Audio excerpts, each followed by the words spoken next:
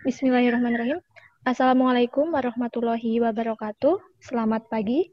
Yang terhormat Ibu Taresia Pinaka selaku dosen pembimbing mata kuliah berbicara, Program Studi Pendidikan Bahasa dan Sastra Indonesia. Yang saya banggakan teman-teman panelis dari kelas C, Program Studi Pendidikan Bahasa dan Sastra Indonesia, Universitas Tidar, dan tak lupa audien yang berbahagia.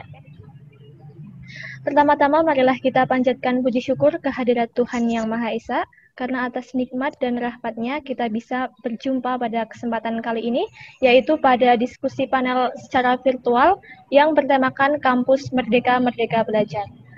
Untuk itu, perkenalkanlah saya Ajeng Septi Nugrahini selaku moderator yang akan membimbing jalannya diskusi panel pada kesempatan kali ini.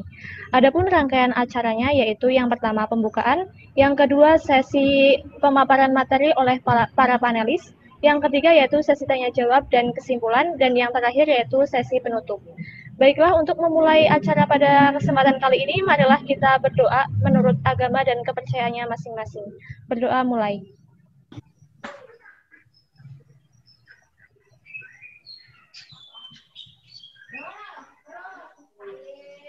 Berdoa selesai. Baiklah, semoga meskipun secara virtual, tetapi tidak mengurangi rasa antusias dan semangat kita semua untuk mengikuti diskusi online ini. Menginjak acara yang kedua, yakni sesi pemaparan materi yang akan disampaikan oleh para panelis yang hebat dari kelas C, Program Studi Pendidikan Bahasa dan Sastra Indonesia. Kelima panelis itu yaitu panelis yang pertama ada Benita Lydia Maharani, panelis yang kedua ada Risma Fitrianingsih, panelis yang ketiga ada Wahyu Rizky Prastyo, panelis yang keempat ada Muhammad Iqbal Ibnu Sina, dan panelis yang kelima yaitu Nila Rafika. Kepada panelis yang pertama yaitu Saudari Benita Lydia Maharani, dipersilahkan untuk menyampaikan materinya. Terima kasih waktunya. Oke, jadi yang pertama, pengertian Kampus Merdeka Belajar. Program Kurikulum Merdeka Belajar Kampus Merdeka atau biasa disingkat dengan KMBKM adalah cara Kemendikbud RI untuk mendorong mahasiswanya agar memiliki beragam kompetensi dengan memberikan kebebasan dan otonomi kepada lembaga pendidikan. Merdeka Belajar memberi ruang yang luas untuk inovasi bagi prodi untuk meningkatkan kompetensi global melalui berbagai mata kuliah yang kekinian. Ada 3 pilar dalam Kampus Merdeka sesuai dengan pesan kunci Mendikbud, yaitu pilar 1, dosen adalah penggerak, harus profesional dan inovatif. Pilar 2, perubahan adalah hal yang sulit dan penuh ketidaknyamanan. Pilar ketiga adalah konsolidasi kebijakan.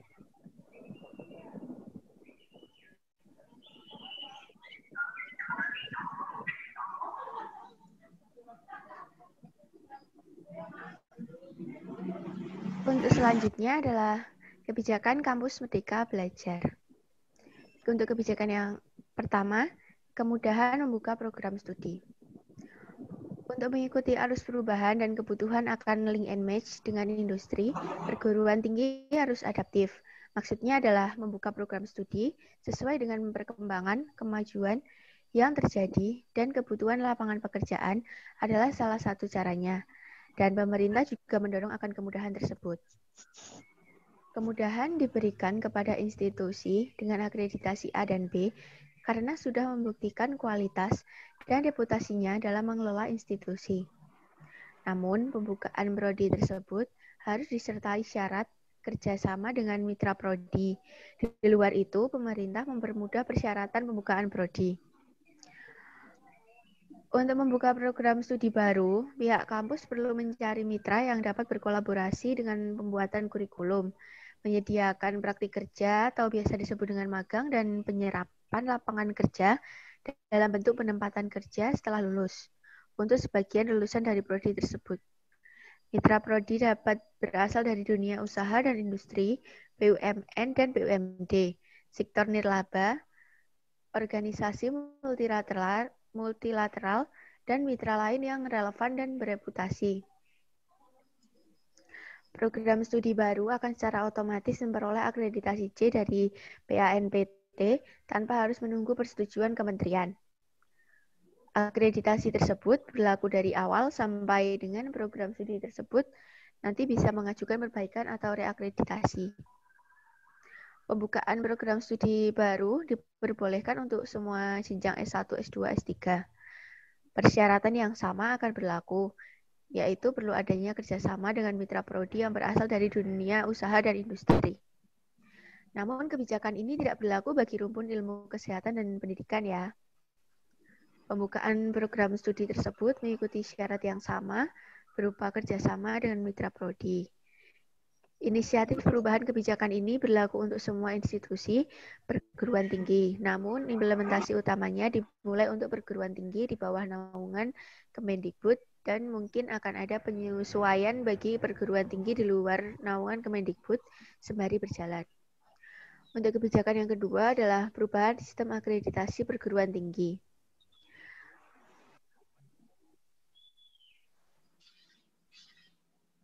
Hal itu diatur pada Undang-Undang Nomor 12 Tahun 2012 mengenai pendidikan tinggi, mewajibkan perpanjangan akreditasi perguruan tinggi dan program studi demi penjaminan mutu. Dalam praktiknya, reakreditasi menjadi beban administrasi dosen dan pengelola perguruan tinggi yang cukup berat ternyata. Untuk mengurangi beban tersebut, masa berlaku akreditasi akan otomatis diperpanjang tiap 5 tahun selama tidak ada penurunan indikator mutu atau perubahan program secara signifikan. Ada tidaknya penurunan mutu perguruan tinggi dan program studi diperoleh antara lain dari pengaduan masyarakat dan juga hasil tracer study. Inisiatif perubahan kebijakan ini utamanya bagi perguruan tinggi di bawah naungan Kemendikbud dan akan diiringi penyesuaian bagi perguruan tinggi di luar naungan Kemendikbud ya. Hasil akreditasi internasional yang diaku oleh Kemendikbud yang akan langsung dikategorikan sebagai akreditasi A. Daftar lembaga akreditasi internasional yang diakui Kemendikbud tertuang di dalam keputusan Menteri. Untuk saat ini, proses akreditasi menggunakan mekanisme yang berlaku, namun pemerintah dalam mempermudah akreditasi secara umum dengan melibatkan industri, asosiasi profesi, dan juga masyarakat. Kebijakan yang ketiga adalah kemudahan perguruan tinggi menjadi badan hukum. Perguruan tinggi negeri yang berkeinginan untuk menaikkan status kelembagaannya menjadi PTNBH akan dimudahkan. Pemerintah membantu dengan mempermudah syarat administrasinya tanpa terikat status akreditasi perguruan tinggi tersebut.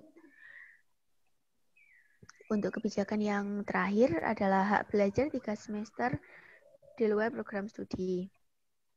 Dasar hukum atas kebijakan ini adalah Peraturan Menteri Pendidikan dan Kebudayaan Nomor 3 Tahun 2020 tentang Standar Nasional Pendidikan Tinggi.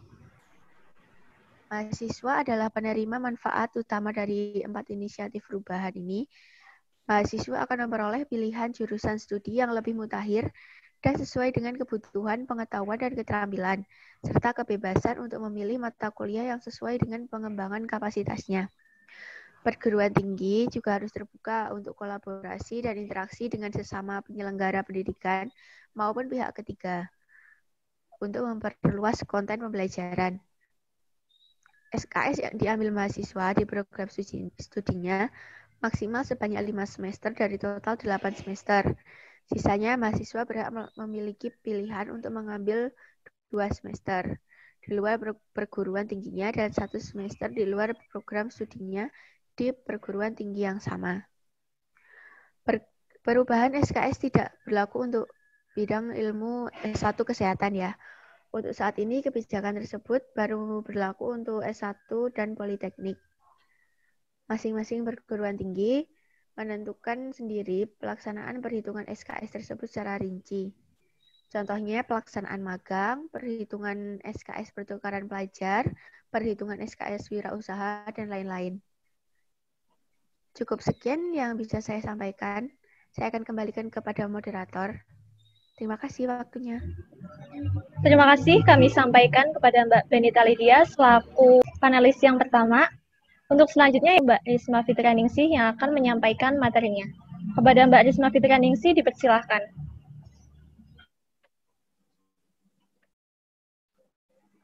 Nah, baik, terima kasih. Kali ini saya akan menyampaikan tentang adanya dampak dari kebijakan Merdeka Belajar Kampus Merdeka. Satu, pada dampak positif. Satu, yaitu menjadikan dunia perkuliahan lebih fleksibel. Pada program ini, Menteri Pendidikan Indonesia Nadiem Makarim mengungkapkan bahwa tujuan utama dari program Merdeka Belajar sendiri adalah melepaskan belenggu kampus agar lebih mudah bergerak, sehingga para mahasiswa bisa lebih bebas dalam mengenai perannya menjadi mahasiswa lebih baik. 2. Memberikan wadah kepada mahasiswa untuk terjun ke masyarakat. Pada program ini bisa didapatkan melalui program pengabdian kepada masyarakat. Kesempatan ini dinilai mampu mewadahi mahasiswa untuk lebih berkompeten dan terjun langsung ke lingkungan masyarakat. Tidak hanya itu, mahasiswa juga akan memberikan pelayanan dan pengabdian kepada masyarakat sekitar, sehingga mahasiswa yang terjun langsung di masyarakat ini mampu dan siap menyesuaikan diri di lingkungan masyarakat. 3. Bisa mempersiapkan diri untuk terjun di dunia kerja. Program Merdeka Belajar memang sangat cocok dan pantas untuk mempersiapkan para mahasiswa ke dunia kerja, karena tujuan Merdeka Belajar sendiri adalah mendorong mahasiswa mempelajari berbagai keilmuan yang akan berguna dalam dunia kerja. Mahasiswa diharapkan akan menyesuaikan diri mereka di lingkungan luar kampus seperti halnya di dunia kerja. Kegiatan tersebut bisa dilakukan melalui program PKL atau magang secara berkala. 4. Memberikan kesempatan mahasiswa untuk mendalami studi yang diambil. Dalam proses penerapan Merdeka Belajar, mahasiswa diajarkan untuk mendalami mata kuliah pada studi yang diambil, seperti halnya melakukan penelitian dan pengembangan secara mendalam pada mata pelajaran yang diampu. Hal ini tentunya berkaitan langsung dengan Tridharma perguruan tinggi, khususnya pada penelitian dan pengembangan. Apabila mahasiswa mendalami studi yang mereka ambil sesuai dengan keinginan mereka, pasti mereka akan lebih bersemangat dan tidak merasa terbebani. Selain ilmu yang sudah didapat, mereka juga mendapat pengalaman akan membuat mereka lebih maju dan memiliki pemikiran yang luas. Kekurangan Merdeka Belajar kampus. 1. Dinilai belum begitu matang dalam persiapan. Bukan menjadi hal yang rahasia lagi bila program pendidikan selalu berubah-ubah sesuai dengan menteri yang sedang menjabat. Maka dari itu, program Merdeka Belajar ini dikhawatirkan akan berganti lagi jika menteri yang menjabat akan berganti. Selain itu, pada program Merdeka Belajar ini juga masih sangat baru. Usai dicetuskan oleh Menteri Pendidikan Indonesia, Merdeka Belajar masih dilakukan pembaruan dan diperdalam lagi penerapannya. Butir-butir kebijakan Merdeka Belajar, Kampus Merdeka juga masih belum menuju pada titik tujuan yang dicapai. 2. Persiapan SDM yang belum terstruktur. Program baru dalam dunia pendidikan tentunya membutuhkan sistem yang struktur dan sistematis. Namun, program Merdeka Belajar ini dinilai masih sangat baru dan belum cukup kuat untuk menyiapkan SDM sebagai pelaksana dalam program ini. Seperti yang kita tahu, merencanakan suatu program baru pasti memerlukan sosialisasi dan persiapan yang cukup matang untuk para eksekutor di program Merdeka Belajar ini. Maka bisa dipastikan bahwa program Merdeka Belajar masih perlu menyiapkan para tenaga ahli dan sosialisasi yang matang agar bisa berjalan dengan baik. 3. Pendidikan dan pengajar yang belum terencana dengan baik. Prosedur pelaksanaan pendidikan dan pengajaran dalam Merdeka Belajar belum mengulas tentang upaya peningkatan kualitas pendidikan yang dinilai cukup problematik. Sementara dalam Undang-Undang Nomor 12 Tahun 2012, pendidikan di Indonesia sendiri sedang berupaya meningkatkan sistem pembelajaran untuk mewujudkan suasana belajar bagi para peserta didik agar lebih aktif dalam meningkatkan kemampuannya di segala bidang, mulai dari kepribadian, soft skill, keterampilan, hingga bela negara. Sehingga bisa dikatakan bahwa program Merdeka Belajar belum mengarah kepada sistem pendidikan dan pengajaran yang terencana dengan baik. 4. Dana yang diperlukan untuk praktik atau magang bagi mahasiswa. Pada program ini, semakin banyak praktik dan makin lama praktik di lapangan akan membebani mahasiswa dalam pembiayaan. Mahasiswa akan lebih banyak mengeluarkan dana jika waktu praktik atau magang lebih lama. Hal ini tentunya akan membuat para mahasiswa serta orang tuanya merasa berat. 5. Pengambilan mata kuliah pada prodi lain di perguruan tinggi sendiri maupun di perguruan tinggi lain. Pada pengambilan mata kuliah di prodi studi tertentu yang menjadi favorit bagi mahasiswa, baik di perguruan tinggi sendiri ataupun di perguruan tinggi lain, akan mengalami penumpukan jumlah mahasiswa, sehingga program studi tidak dapat melayani secara baik karena tenaga pendidik, dosen, di prodi tersebut terbatas.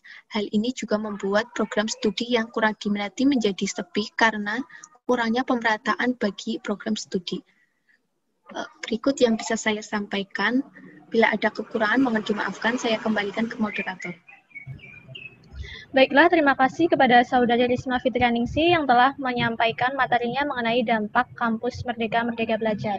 Untuk selanjutnya yaitu panelis yang ketiga, yaitu Saudara Wahyu Rizky Prasetyo, dipersilahkan untuk menyampaikan materinya. Ya, terima kasih. Saya akan menyampaikan materi saya, yaitu tujuan dari program Merdeka Belajar dan Kampus Merdeka. Menteri Pendidikan dan Kebudayaan Nadiem Makarim itu membuat terobosan pendidikan dengan meluncurkan kebijakan Merdeka Belajar Kampus Merdeka. Kebijakan tersebut diluncurkan karena selama ini pada dasarnya sebuah kampus sendiri menerapkan sistem pembelajaran dengan SKS yang hampir keseluruhan mengharuskan adanya kegiatan belajar di dalam kelas. Ini menunjukkan kurangnya kemerdekaan belajar yang harus dijalankan oleh setiap mahasiswa dalam melakukan pembelajarannya. Merdeka Belajar bertujuan untuk memberi kebebasan dan otonomi kepada lembaga pendidikan dan merdeka dari birokratisasi. Dosen dibebaskan dari birokrasi yang berbelit serta mahasiswa diberikan kebebasan untuk memilih bidang yang mereka sukai. Selain itu, Kepala Biro Layanan dan Komunikasi Kemendikbud Ade Herlangga juga menegaskan tujuan Merdeka Belajar ialah agar para guru, siswa, dan orang tua itu bahagia. Sementara itu, Kampus Merdeka adalah kelanjutan dari Merdeka Belajar. Program ini bertujuan untuk mengenalkan dunia kerja pada mahasiswa sejak dini. Salah satu terobosan Nadiem adalah mendorong mahasiswa untuk belajar selama 3 semester di luar prodi pilihannya. Kebijakan itu merupakan bagian Kampus Merdeka yang memberi kesempatan mahasiswa untuk menentukan mata kuliah yang hendak diambil. Dalam penerapannya, konsep ini nantinya mahasiswa akan diberi keleluasaan selama 2 semester. Pada program pelajarannya untuk melakukan kegiatan di luar kelas. Konsep ini pada dasarnya menjadikan mahasiswa untuk lebih bersosialisasi dengan lingkungan di luar kelas. Jadi, mahasiswa nantinya secara langsung tidak diajar untuk belajar caranya hidup di lingkungan masyarakat. Pada dasarnya kebijakan tersebut bertujuan untuk dapat mengenalkan adanya dunia kerja pada mahasiswa sejak dini, sehingga kemudian mahasiswa akan jauh lebih siap bekerja setelah nantinya lulus dari sebuah perguruan tinggi yang tersedia. Sekian materi yang saya sampaikan, saya kembalikan ke moderator. Terima kasih kami ucapkan kepada Mas Wahyu Rizky Prasetyo karena telah menyampaikan materinya. Untuk pemateri yang selanjutnya yaitu pemateri yang keempat, yaitu akan disampaikan oleh Saudara Muhammad Iqbal Ibnu Sina. Kepada Saudara Muhammad Iqbal Ibnu Sina dipersilahkan untuk menyampaikan materinya. Baik, terima kasih. Selanjutnya akan saya jelaskan tentang tantangan yang ada pada Merdeka Belajar Kampus Merdeka. Yang pertama, kita memiliki tantangan pada sistem akreditasi. Kedua, kita memiliki tantangan pada hak belajar 3 semester di luar program studi yang dipilih. Ketiga, kita memiliki tantangan pada pembukaan prodi baru. Dan yang terakhir, tantangan perubahan pada PTN BH. Oke, kita mulai pada yang pertama. Tantangan pada sistem akreditasi. Mungkin untuk kebanyakan universitas yang sudah memiliki akreditasi bagus, pada sistem akreditasi tidak memiliki banyak masalah. Tetapi mari kita lihat pada universitas yang sekiranya masih belum besar atau masih pada klaster menengah. Pada universitas mungkin akan menimbul banyak reaksi negatif dikarenakan sulit penilaian diukur penilaian diukur dari jumlah mahasiswa yang tidak boleh turun secara kualitas dan tidak boleh ada laporan negatif dari pengguna terkait dengan kinerja program studi dan institusi perguruan tinggi. Nah, untuk penurunan mahasiswa dari segi kuantitas itu pasti berkaitan dengan kinerja dari universitas itu sendiri. Sedangkan mungkin untuk universitas dalam segi menengah, mereka masih mendongkrak mahasiswa untuk lebih berprestasi lagi. Itu mungkin akan sedikit memberatkan untuk universitas-universitas yang sekiranya universitas tersebut masih dalam proses tahap pengembangan. Selanjutnya kita memiliki tantangan pada hak belajar 3 semester di luar program studi yang dipilih. Syarat terpenting bagi mahasiswa yang belajar di luar program studinya dan atau di luar kampusnya. Pada tantangan ini, kita mengetahui adanya kemungkinan kesulitan dalam penanganan administrasi mahasiswa yang berpindah dari satu prodi ke prodi lain maupun berpindah dari satu universitas ke universitas yang lain. Ada pula perbedaan standar nilai atau IPK yang diterapkan antara satu universitas dengan universitas yang lain. Itu dapat membuat mahasiswa menjadi kacau sendiri. Kemudian mahasiswa mungkin tidak bisa bebas memilih mata kuliah yang diinginkan karena harus memahami pada awalnya. Mari kita ambil contoh jika seorang mengikuti pendidikan sastra dan bahasa Indonesia. Ia hendak mengikuti program studi 3 semester di luar prodi. Ia ingin mengambil teknik. Nah, pada kesempatan untuk pengambilan program studi di luar studi yang ia ambil, maka ia harus belajar lagi dari nol. Sedangkan mungkin pada semester yang telah ia ambil, ia mendekati semester-semester akhir di mana ia harus fokus pada semesternya tersebut. Kemudian tantangan lainnya adalah kompetensi lulusan yang lebih generalis dan kurang spesifik dalam keilmuannya. Nah, ini masih berkaitan dengan yang sebelumnya dikarenakan jika mahasiswa mengambil jurusan di luar jurusannya, mungkin dapat mengambil jurusan yang sekiranya menyerempet ke dalam jurusannya. Jika ia mengambil jurusan yang sekiranya banting setir, dalam artian ia memilih jurusan yang benar-benar ia tidak mengetahui, maka ia akan hanya mendapatkan sedikit ilmu tanpa mengetahui banyak informasi terkait program studi yang ia ambil. Dengan demikian, kebijakan Merdeka Belajar melalui kegiatan pertukaran pelajar itu dapat dilakukan. Di suatu sisi memberikan kebebasan akademik bagi mahasiswa dalam memilih program studi tujuannya, namun tetapi pada batasan standar yang jelas dan terukur dengan berbagai persyaratan ideal yang harus dipenuhi. Mungkin persyaratan bisa dinilai dari IPK, segi akademis, dan non-akademis, sehingga menghindari kebebasan akademik yang kebablasan dalam mengimplementasikan pertukaran pelajar untuk mewujudkan program Merdeka Belajar yang telah dirilis oleh Kementerian Pendidikan Indonesia. Baik, selanjutnya kita beralih ke permasalahan yang timbul saat pembukaan prodi baru. Tantangan perguruan tinggi ini untuk masalah program pendidikan baru. Banyak sekali tanggapan respon negatif dari perguruan tinggi kecil, di mana kebijakan ini dinilai berpotensi membunuh universitas tersebut secara perlahan.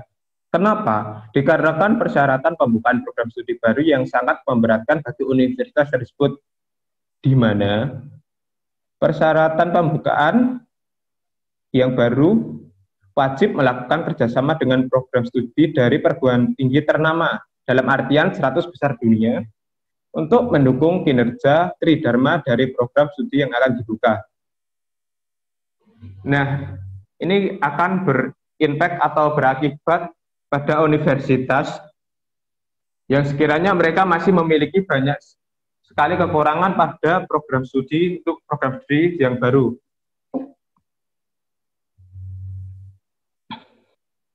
Sistem akreditasi yang di satu sisi cukup memberatkan terkait penilaian akreditasi yang diukur dari jumlah mahasiswa yang tidak boleh menurun dari tahun ke tahun dan tidak boleh ada laporan negatif dari pengguna terkait program studi dan institusi pendidikan tinggi. Itu untuk berkaitan tadi pada sistem akreditasi. Tantangan perguruan tinggi dewasa ini bagaimana mampu menjawab kebutuhan industri, bahkan kebutuhan negara. Mungkin itu banyak pertanyaan ataupun tanda tanya bagi sistem pembukaan yang baru ini. Kemendikbud mengatakan solusi untuk menjawab tantangan tersebut adalah dengan mendukung kolaborasi antara universitas dengan berbagai pihak di luar kampus untuk menciptakan program studi yang baru. Melalui kebijakan ini, kesempatan bagi perguruan tinggi untuk memiliki akreditasi A dan B bekerja sama dengan organisasi top 100 dunia. Perizinan untuk membuka prodi bagi perguruan tinggi yang telah berakreditasi A dan B tetap menjalankan prosedur yang ditetapkan, namun dengan proses yang sekiranya lebih mudah. Yang artinya perguruan tinggi dengan akreditasi A dan B yang telah menjalani kerjasama dengan organisasi tersebut dapat memudahkan untuk membuka program studi yang baru. Selanjutnya kita berpindah ke tantangan pada kemudahan menjadi PTN-BH. Pada tantangan kemudahan menjadi PTN-BH, perubahan yang dilakukan pada penerapan kampus Merdeka tersebut dikarenakan tuntutan pada saat ini. Telah bergerak dengan sangat cepat, PTN-BH artinya dipastikan akan memiliki oleh semua kampus dapat berkomunikasi di panggung dunia. Adanya PTN-BH juga nantinya dapat melakukan perubahan pada pengaturan keuangan dengan cepat dengan yang paling dibutuhkan. Sekian penjabaran dari saya, mohon maaf jika banyak kesalahan, saya kembalikan kepada moderator. Terima kasih kami ucapkan kepada Mas Muhammad Iqbal Ibnu Sina selaku panelis yang keempat karena telah menyampaikan materinya. Untuk materi yang selanjutnya yaitu Saudari Mila Rafika yang akan menyampaikan materinya. Dipersilakan.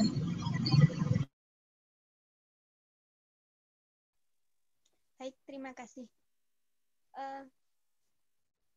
Cara menyikapi Merdeka Belajar atau Kampus Merdeka. Ilmu pengetahuan dan teknologi yang berkembang pesat telah membawa banyak perubahan dalam berbagai aspek kehidupan manusia. Hal ini juga menuntut kita untuk mampu beradaptasi dalam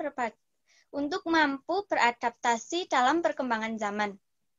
Banyak lapangan pekerjaan yang hilang dan digantikan dengan jenis pekerjaan yang baru. Kita harus menyadari bahwa dalam sejarah manusia itu, pengetahuan dan teknologi selalu dan terus berkembang. Di era penggunaan tenaga kerja hewan dan manusia, kemudian harus digantikan dengan penggunaan mesin berbasis manufaktur. Berangkat dari fakta di atas, negara perlu mengatur berbagai rencana strategis untuk mencetak sumber daya manusia yang kompeten dan kompetitif sesuai dengan kebutuhan zaman. Hal tersebut bisa dilakukan salah satunya melalui sektor pendidikan. Mengingat perubahan ekonomi, sosial, dan budaya terus melaju cepat, perguruan tinggi harus cepat tanggap dalam merespon hal-hal tersebut dan melakukan berbagai transformasi pembelajaran untuk membekali dan mempersiapkan lulusan yang unggul, kompeten, berbudaya, dan berkarakter serta mampu menghadapi tantangan zaman. Dalam rangka merespon tantangan tersebut, Menteri Pendidikan dan Kebudayaan Nadiem Anwar Makarim meluncurkan kebijakan untuk perguruan tinggi yang dikenal dengan Merdeka Belajar atau Kampus Merdeka pada Januari 2020 lalu.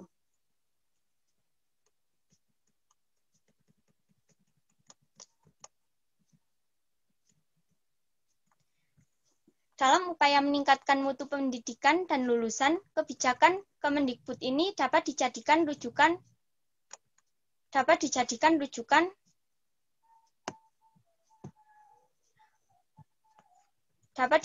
rujukan oleh seluruh perguruan tinggi. Adapun beberapa kegiatan pembelajaran yang berlandaskan pada Permendikbud Nomor 3 Tahun 2020 Pasal 15 Ayat 1.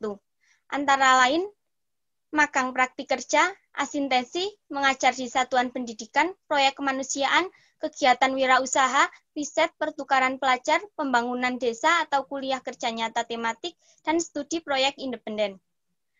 Kebijakan Kampus Merdeka merupakan langkah awal dari rangkaian kebijakan untuk perguruan tinggi. Secara garis besar, kebijakan ini bertujuan meningkatkan kompeten lulusan baik soft skill maupun hard skill, agar lebih siap dan relevan dalam kebutuhan zaman. Karena melalui berbagai program berbasis eksperimental learning ini, mahasiswa difasilitasi untuk dapat mengembangkan potensinya sesuai minat dan bakatnya masing-masing. Oleh karena itu, mereka juga dituntut untuk mengembangkan kemandirian dengan tujuan langsung ke lapangan untuk mencari dan menentukan pengetahuan, serta pengalaman melalui kenyataan lapangan seperti kualifikasi, kemampuan, permasalahan nyata, kolaborasi, interaksi sosial, pengelolaan atau manajemen diri, target, dan pencapaian. Dengan memberikan hak dan kesempatan kepada mahasiswa untuk mengambil 3 semester di luar program studinya, kompetensi mahasiswa akan lebih beragam dan lebih siap untuk menghadapi persaingan dalam skala nasional ataupun global. Misalnya, mahasiswa sastra Inggris, keahlian utamanya adalah kemampuan berbahasa Inggris, menulis, dan analisis. Sementara lulusannya banyak yang bekerja sebagai penulis, jurnalistik, pembaca berita, PR di startup company, ataupun perusahaan dalam luar negeri. Asisten peneliti, pegawai di kedaulatan asing, dan lain-lain. Untuk memantapkan keahlian sebelum memasuki dunia kerja, mereka dapat mengambil mata kuliah pendukung di luar program studi, misalnya mata kuliah jurnalistik, public relation management, komunikasi yang ditawarkan oleh program studi ilmu komunikasi. Selain itu, mereka juga bisa mengambil mata kuliah lintas fakultas, misalnya marketing di fakultas ekonomi karena mata kuliah tersebut memiliki relasi yang erat dalam keahlian berbahasa. Paket kebijakan Kampus Merdeka dalam pidatonya ini di Universitas Indonesia pada 4 Desember 2019, ketika itu Nadiem sudah memberikan isyarat dengan mengungkapkan bahwa kita masuki era di mana gelar tidak menjamin kompetensi dan akreditasi tidak menjamin mutu. Menteri Nadiem lebih memberikan kemerdekaan kepada kampus dan juga mahasiswa untuk menentukan diri, mekanisme, dan arah kuliahnya. Tentu ini kebijakan awal yang cukup melegakan banyak akreditasi. Jadi kebijakan Kampus Merdeka Mendikbud memberikan hal yang wajar dan menyambut era disrupsi kebijakan Kampus Merdeka. Sekian yang dapat saya sampaikan, saya kembalikan kepada moderator. Terima kasih kami ucapkan kepada Saudari Nila Rafika karena telah menyampaikan materinya. Sekali lagi kami ucapkan terima kasih kepada para panelis yang sudah menyampaikan materinya yang sangat lengkap ini. Untuk sesi yang selanjutnya, yakni sesi tanya jawab. Pada sesi tanya jawab ini sudah terkumpul 5 pertanyaan yang masing-masing akan ditujukan kepada 5 panelis. Untuk pertanyaan yang pertama ditujukan kepada panelis yang pertama, yaitu Saudari Benita Lydia Maharani. Untuk pertanyaannya yaitu, bagaimana bentuk kolaborasi program studi dengan mitra prodi? Apakah sudah jelas pertanyaannya? Sudah. Terima kasih moderator. Izin menjawab ya. Jadi, untuk membuka program studi baru tersebut, pihak kampus perlu mencari mitra yang dapat berkolaborasi dalam pembuatan kurikulum, menyediakan praktik kerja, magang, dan penyerapan lapangan kerja dalam bentuk penempatan kerja setelah lulus untuk sebagian lulusan dari prodi tersebut. Mitra prodi dapat berasal dari dunia usaha dan juga dunia industri, BUMN dan BUMD, sektor nirlaba atau non-profit, organisasi multilateral, dan mitra lain yang relevan dan bereputasi. Sekian jawaban dari saya. Terima kasih, moderator. Terima kasih atas pertanyaannya kepada Saudari Benita Lydia. Untuk pertanyaan yang selanjutnya yakni ditujukan kepada panelis yang kedua, yaitu Saudari Risma Fitrianingsih. Untuk pertanyaannya yaitu, bagaimana pendapatmu tentang adanya kebijakan Merdeka Belajar Kampus Merdeka? Silakan kepada Saudari Risma Fitrianingsi untuk menjawab pertanyaannya. Ya, menurut pendapat saya setuju dengan adanya kebijakan Merdeka Belajar ini. Karena kampus Merdeka ini diterapkan konsep kebijakan yang sebaiknya kita tidak hanya belajar di ruang kelas saja, namun kita perlu belajar di luar kelas, karena nantinya secara tidak langsung kita bisa menambah wawasan, tidak hanya dengan materi saja, namun juga bisa dengan bersosialisasi di luar lingkungan kelas. Kebijakan ini juga membuat mahasiswa lebih bebas dalam menentukan bidang yang mereka pilih, sehingga mereka bisa belajar sesuai apa yang mereka inginkan dan tidak merasa terbebani oleh materi yang tidak sesuai. Namun program tersebut ini perlu dirancang secara matang oleh pemerintah agar program tersebut bisa berjalan dengan baik dan terstruktur.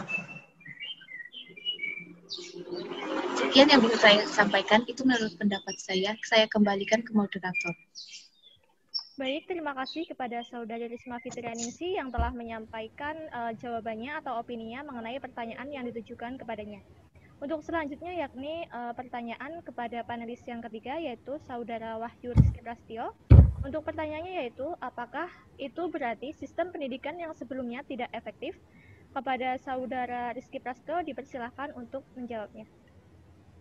Ya, sebenarnya sistem pendidikan yang dulu itu sudah cukup bagus ya. Namun masih sering sekarang ini sarjana mahasiswa yang belum mendapatkan pekerjaan atau pekerjaan yang tidak sesuai dengan prodinya. Oleh karena itu, kebijakan yang baru ini diharapkan agar mampu untuk mempersiapkan para mahasiswanya agar tidak kaget dalam dunia kerja dan mendapat pekerjaan yang sesuai. Sekian pendapat saya kembalikan ke moderator. Terima kasih kepada Saudari Wahyu Rizky Prasetyo yang telah menyampaikan jawabannya. Untuk pertanyaan yang selanjutnya yakni ditujukan kepada panelis yang keempat, yaitu Muhammad Iqbal Ibnu Sina.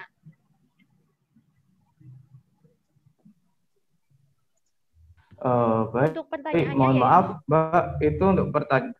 Ya. Untuk pertanyaannya. Ya, silakan, Mbak. Yaitu, bagaimana jika seorang mahasiswa tidak mengambil hak belajar di luar prodinya dengan alasan tidak efisien karena malah mempersulit proses kuliah? Buat Mas Muhammad Iqbal Ibnu Sina dipersilakan untuk menjawabnya. Baik, Mbak, terima kasih. Baik, pertanyaannya adalah bagaimana jika seorang mahasiswa tidak mengambil 3 semester dari prodi yang berbeda? Dari awal kita lihat Bapak Menteri Pendidikan kita memiliki salah satu program yaitu membelajari pada 3 semester yang berbeda dari prodi yang telah kita ambil. Kita harus melihat garis besarnya dari segi benefitnya terlebih dahulu sebelum kita berani untuk berpikir bahwa mungkin kita tidak memerlukan tambahan semester ini yang di luar prodi yang kita inginkan. Kenapa?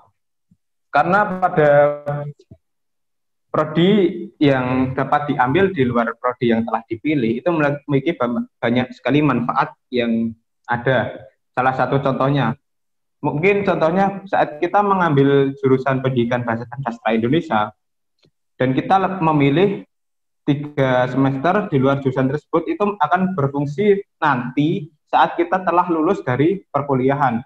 Saat kita memasuki dunia industri 4.0 yang dimana mahasiswa dituntut agar lebih efektif dan kreatif dalam segi apapun. Selanjutnya, jika menurut saya sendiri, sebelum kita melakukan hal-hal yang berkaitan tentang berganti semester untuk prodi yang lain, kita juga harus mempertimbangkan berbagai faktor dari segi positif dan negatifnya. Mungkin kita sebelum kita menyetujui bahwa kita dapat beralih ke program pendidikan lain selama 3 semester, kita harus juga mengetahui bagaimana standar penilaiannya, bagaimana sistem kita mengubah SKS-nya, ataupun bagaimana jikalau kita mengambil semester yang itu tidak ada pada universitas yang kita masuki, otomatis kita harus ke universitas yang lain, bukan? Nah, itu pasti ada beberapa syarat administratif yang sekiranya menurut saya itu masih ambigu lah. Kenapa saya bilang ambigu? Karena mungkin saat ini sepengetahuan saya belum saya menemukan dapat seorang mahasiswa untuk berpindah dari salah satu universitas ke universitas lain hanya untuk mengikuti 3 semester untuk program pendidikan yang tidak ia pilih. Nah, untuk selanjutnya Bapak Menteri Pendidikan sendiri menyediakan 3 semester untuk keluar dari program pendidikan yang kita inginkan, itu seperti halnya yang telah saya sampaikan tadi, dengan tujuan agar kita dapat mengikuti perkembangan zaman, di mana perkembangan zaman saat ini dituntut agar kita memiliki banyak sekali skill, tidak hanya fokus pada salah satu skill yang telah kita pelajari di perkuliahan, tapi kita harus memiliki berbagai macam skill yang berguna nanti saat kita masuk ke dalam dunia pekerjaan. Seperti itu, sekian dari saya. Bila sudah salah kata menggunakan, saya kembalikan ke moderator. Terima kasih kepada Saudara Muhammad Iqbal Ibnu Sina karena telah menyampaikan jawabannya. Untuk pertanyaan yang selanjutnya yakni ditujukan kepada Saudari Nila Rafika. Untuk pertanyaannya yaitu, bagaimana jika kampus belajar sudah diterapkan dengan baik, tetapi masih kurang dalam menghasilkan lulusan yang kompeten dan kompetitif? Kepada Saudari Nila Rafika, dipersilahkan untuk menjawabnya. Baik, terima kasih. Menurut saya, apabila penerapan program kampus belajar sudah dirasa baik, tetapi hasil masih kurang baik, sebaiknya pemerintah lebih introspeksi dan harus banyak melakukan evaluasi atas kendala-kendala yang dibahas. Atau juga bisa dengan mengubah yang kiranya kurang cocok diterapkan menjadi lebih baik. Karena semua tidak akan berjalan dengan mulus.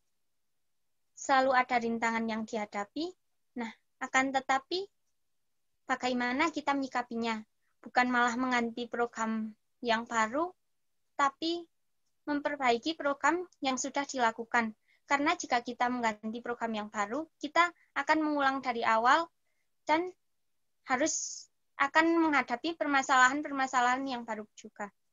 Sekian, terima kasih. Saya kembalikan kepada moderator. Terima kasih kepada Mbak Nila Rafika yang telah menjawab pertanyaan tersebut. Sekali lagi kami ucapkan terima kasih kepada para panelis yang sudah memberikan jawabannya sangat lengkap dan sangat bermanfaat untuk kita semua. Jadi kesimpulan pada diskusi panel pada kesempatan kali ini yaitu Kampus Merdeka Merdeka Belajar adalah salah satu terobosan Menteri Pendidikan yaitu Menteri Nadiem Makarim melalui 4 kebijakan, yang mana kebijakan keempatnya itu menjadi dasar akan mendorong keberhasilan pada penerapan kampus merdeka yang akan diterapkan dengan tujuan membantu mahasiswa lebih siap menjadi SDM yang unggul dan kampus yang mandiri. Baiklah, untuk sesi yang selanjutnya yaitu sesi penutupan. Sesi penutupan ini saya selaku moderator mohon maaf apabila dalam membimbing diskusi pada kesempatan kali ini ada salah-salah kata yang baik yang saya sengaja maupun tidak. Akhir kata, wassalamualaikum warahmatullahi wabarakatuh. Waalaikumsalam. Wabarakatuh.